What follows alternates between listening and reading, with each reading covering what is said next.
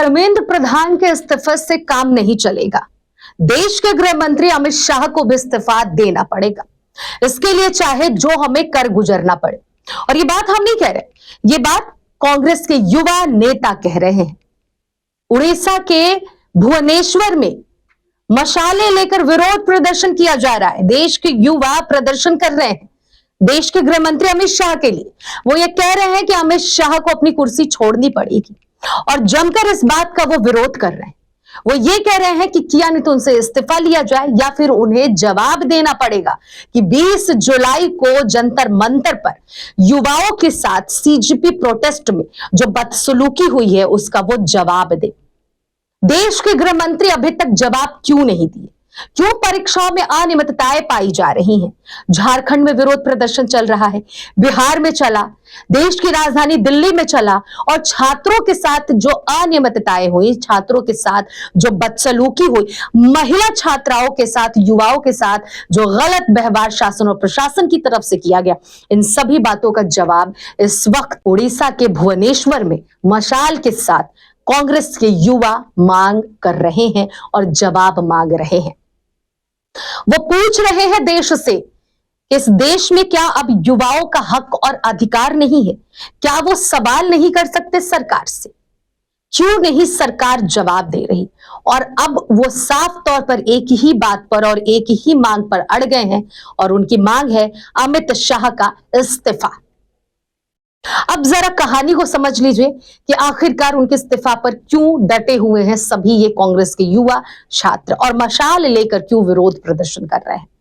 देखिए, 20 जुलाई को जंतर मंतर पर प्रदर्शन जो लगातार कई महीनों से चलता हुआ आ रहा था, पिछले 1-1.5 महीने से जो प्रदर्शन वहां पर सीजेपी के अंडर में जो युवा प्रदर्शन वहां पर करने पहुंचे थे, तो 20 जुलाई को युवाओं पे, वहां पे जितने भी महिला पुरुष जितने भी युवा थे, सब पे बैलेट गन का प्रयोग किया गया, आंसू गैस के गोले छोड़े गए और उनके ऊपर लाठीचार्ज हुआ। इसको लेकर नेता प्रतिपक्ष राहुल गांधी ने भी सवाल उठाए और लगातार वो सवाल उठा रहे हैं और इस बात की मांग विपक्ष के तमाम नेता कर रहे हैं कि अमित शाह इन सभी सवालों का जवाब दे कि क्यों 20 जुलाई को देश के युवाओं के साथ बदसलूकी हुआ। प्रधानमंत्री ने वीडियो बनाया, युवाओं को संबोधित किया, देश के शिक्षा मंत्री ने इस्तीफा दे दिया, ठीक है। अमित शाह जो इतनी वाहवाही लेते हैं वो अभी तक जवाब देने में क्यों पीछे हैं? वाहवाही के लिए आगे और जवाब के लिए पीछे उनका कदम आखिरकार क्यों? ये सवाल इस वक्त पूरा देश पूछ रहा है। अमित शाह की जवाबी नहीं आना इस बात का प्रतीक है कि सरकार की तरफ से कमियां थी, जिसकी वजह से अमित शाह अपनी जुबान पे शायद ताला लगाकर बैठे हुए हैं। आपको बता दें, जिस तरीके से उड़ीसा के भुवनेश्वर में जो प्रदर्शन चल रहा है उसमें तमाम युवाओं की तरफ से यह भी कहा गया है कि जो पत्थरबाजी हुआ था जंतर मंतर पर और जो छात्रों पे गलत इल्जाम लगाए गए हैं कि पहले से उन्होंने प्रोटेस्ट के लिए पत्थर और ईंट के टुकड़े जुटा के रखे थे, ये गलत है। ये सरकार की तरफ से, पुलिस प्रशासन की तरफ से रखा गया था बच्चों पे हमला करने के लिए। ऐसा कांग्रेस के युवा नेता जो हैं, जो इस वक्त भुवनेश्वर के में जो प्रदर्शन कर रहे हैं मशाल लेकर। सवाल अब ये खड़ा हो जा रहा है कि आखिरकार अमित शाह जवाब क्यों नहीं दे रहे?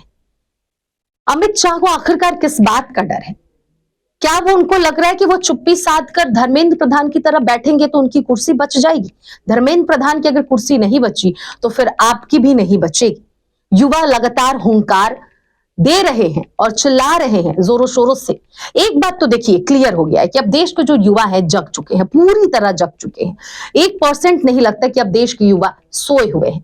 देश के युवाओं ने धर्मेंद्र प्रधान जैसे बड़े मंत्री को उनके पद से हटा दिया और अभी झारखंड में देख लीजिए किस तरीके से प्रदर्शन चल रहा है।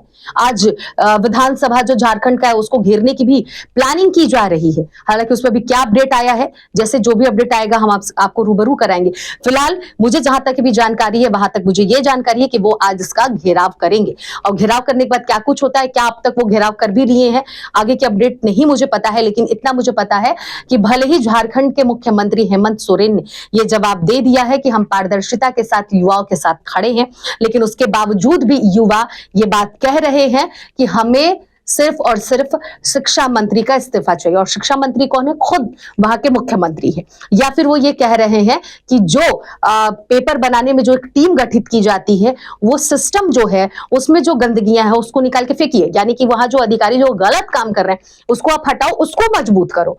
सरकारें आती जाती रहेंगी लेकिन सिस्टम को मजबूत करना है। इसके अलावा आपको बताते चले कि इस वक्त भारतीय जनता पार्टी की जो स्थिति है पूरी तरीके से नाजुक नजर आ रही है। ये बात अब हम क्यों कह रहे हैं? देखिए, धर्मेंद्र प्रधान ने इस्तीफा दिया, झारखंड में प्रदर्शन चल रहा है, बिहार में प्रदर्शन चल रहा है, उत्तराखंड में भी प्रदर्शन चला, और छात्रों की सिर्फ एक ही मांग है कि जब तक परीक्षाओं में जो अनियमितताएं आ रही हैं उसको जब तक मजबूत नहीं किया जाएगा तब तक लगातार हम यूं ही सरकार का विरोध करते रहेंगे। छात्र जो है, इस देश के जो युवा है, पूरी तरीके से अब जग चुके हैं। उनकी सिर्फ और सिर्फ एक ही मांग है कि सिस्टम को मजबूत किया जाए। अब देखिए, कनाडा से एक बड़ी खबर सामने आ रही है। आपको हम ये भी बता दे रहे हैं कि किस तरीके से बीजेपी की जो स्थिति है पूरी तरीके से नाजुक नजर आ रही है। कनाडा के संसद में कई ऐसे सांसद हैं जिन्होंने साफ तौर पर कई मांगे रखी हैं। उनकी मांग है साफ तौर पर आरएसएस को लेकर। अब देखिए, आरएसएस और भारतीय जनता पार्टी की दोस्ती को सभी जानते हैं कि किस तरीके से आरएसएस और भारतीय जनता पार्टी का क्या कनेक्शन है। विपक्ष इस पर लगातार वार करता है कि आरएसएस देश के युवाओं को गुमराह कर रहा है। कई ऐसे सांसद हैं कनाडा में जो 4 मांगे प्रमुख रूप से रखे हैं। आपको मैं लगभग उनकी मांगों को बताती हूं। उनकी मांग सिर्फ ये है आरएसएस को लेकर कि आरएसएस के जितने भी लोग हैं कनाडा में उनकी एंट्री बैन की जाए, यहां तक कि आतंकवादी तक घोषित कर दिए। अब देखिए, आरएसएस और बीजेपी का कितना अनमोल रिश्ता, कितना कनेक्शन बताया जाता है। हालांकि मोहन भागवत ने तरह तरह की कई ऐसे बयान भी दे दिए हैं हर वक्त कि लगता है ऐसा कि बीजेपी और आरएसएस में टकराव पूरी तरीके से जमकर होने वाला है या फिर हो गया है, क्योंकि अंदरूनी जो इन लोग का दोस्ती है वो मजबूत नहीं है, सिर्फ ऊपरी दिखावटी है। और मोहन भागवत की तरफ से कैसे बयान है जो इस बात को पूरी तरीके से प्रत्यक्ष रूप से दर्शाते हैं। बहरहाल, आपको बताते चले कि कनाडा में आरएसएस की एंट्री बैन कर दी गई है। उन्हें आतंकवाद घोषित एक प्रकार का किया जा रहा है।